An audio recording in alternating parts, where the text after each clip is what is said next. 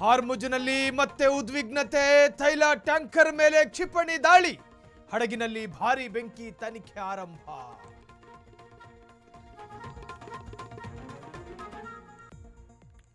Life ಸಾಕಾಗಿದೆ ಎಂದು ಸ್ನೇಹಿತನಿಗೆ message, ಸಾಂಕಿ ಕೆರೆಗೆ ಹಾರಿ ವಿದ್ಯಾರ್ಥಿನಿ ಆತ್ಮಹತ್ಯೆ, ಪ್ರೀತಿಗಾಗಿ ಪ್ರಾಣ ಬಿಟ್ಲ ವಿದ್ಯಾರ್ಥಿನಿ.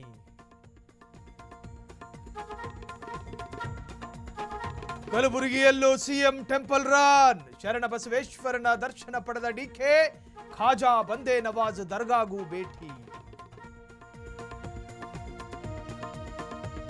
ಮಹಾಮಳೆಗೆ ಉಕ್ಕಿ ಹರಿಯುತ್ತಿರುವ ಕೃಷ್ಣ, ಕ್ಷಣಕ್ಕೂ ಹೆಚ್ಚುತ್ತಿರುವ ನದಿ ನೀರು, ಚಿಕ್ಕೋಡಿಯಲ್ಲಿ ಪ್ರವಾಹದ ಭೀತಿ.